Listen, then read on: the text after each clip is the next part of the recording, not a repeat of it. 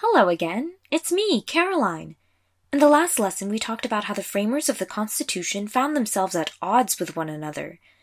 These very powerful men disagreed so bitterly over the construction of the U.S. government that they ended up splitting into two separate groups, the Federalists and the Anti-Federalists.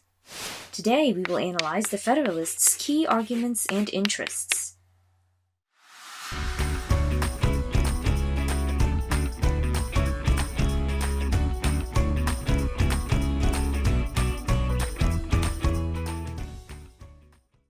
The Federalists' key leaders included Alexander Hamilton, John Jay, and James Madison.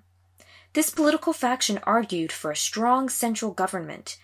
Many of the constituents that this faction represented had strong ties to banking and shipping trades and were centered along the older eastern seaboard of the original states. Alert! We have a new word to learn, so grab your pens. Constituents means voters. Here are some of the key points from the Federalists' argument. The Federalist Papers were a series of essays in which the Federalists put forth their main point, specifically that the Constitution should be ratified as it was written rather than undergo further changes. The Federalist Papers were originally intended for New York delegates, but were expanded to 85 essays. They would quickly become central to the national debate over federalism. Throughout the essays, the authors attempt to outline several key points which support their central argument, which called for a strong central government. The first essay we will discuss ponders the issue of consent. In Federalist No. 1, Hamilton begins his argument by pointing to a key philosophical question. Is good government able to be established through reflection and choice, or is man destined to depend upon accident and force for the creation of political constitutions? This places ratification at the very heart of the revolutionary experiment and at the core of our political horizon. Can we even be free?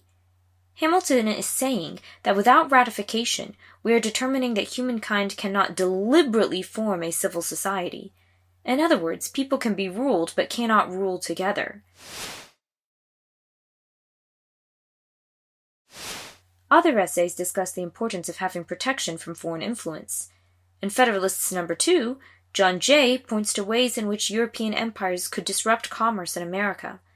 Spain's control of the Mississippi River is used as an example, as is Britain's ability to suffocate American exports.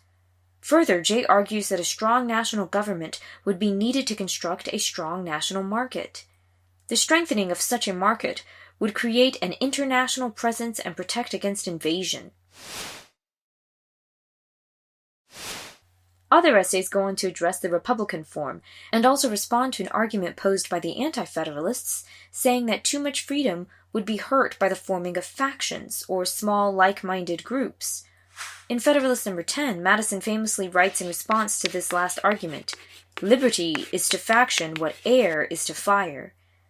He goes on further to address the dangers and inevitability of factionalism. He points out that majority passions, left unchecked, can form their own tyranny. Alert! We have some words to uncover here, people.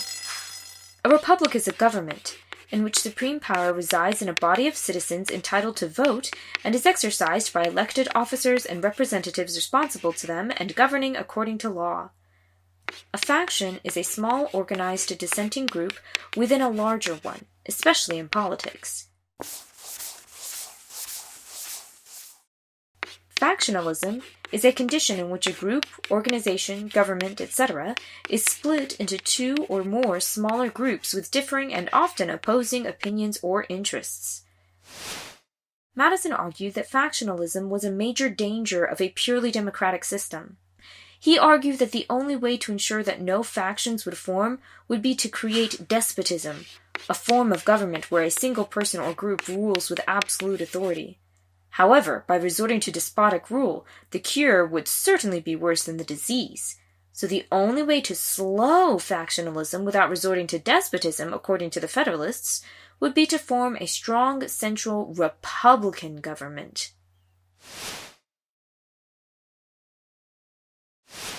This next section will discuss the Federalists' approach to republican government.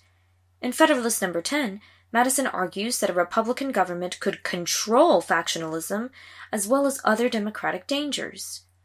To the Federalists, the Constitution, as it was ready to be ratified, protected against both corrupt representatives and the dangers of majority rule. It provided these protections through its systems of direct and indirect elections. Indirect elections included the Electoral College, the senatorial elections, and the executive appointments of federal judges. Direct elections included a popular vote for the House of Representatives. Secondly, they argued that creating smaller republics within a larger republic would help the smaller governments deal with localized issues. The larger government would then be left free to deal with bigger ticket concerns.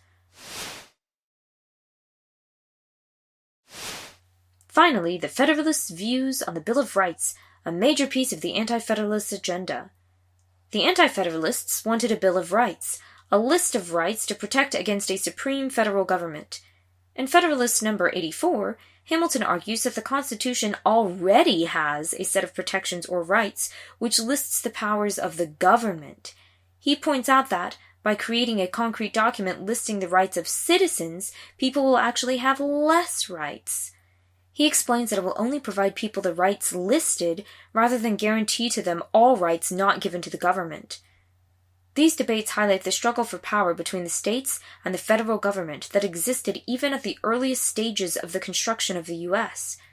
These debates also illuminate the role of the citizen in the U.S. as well as the nature of liberty. Through careful argumentation, the Founding Fathers used this debate to formulate the nature of federalism throughout American and political thought. It began the never-ending American process to answer these three essential questions. What are the appropriate areas of state and federal government? To what degree should the federal government be involved in the lives of individuals? And what issues are truly national versus regional or local? Could you imagine working on a group project like this? I know, some of your heads might explode. It's a tough debate. Just like working on a class constitution in groups, compromises have to be made, and, well, as we know, the Constitution eventually does become ratified. So in the next series, we will see what compromises were made and what victories were claimed by either side. Recap. Today we learned the Federalists felt that the Constitution sufficiently limited the federal government and created a strong national market. They also argued that amending the Constitution would undermine its strengths. That's it for me again. This is Caroline signing off. Have an excellent day, and remember, vote, debate, and participate. Hey.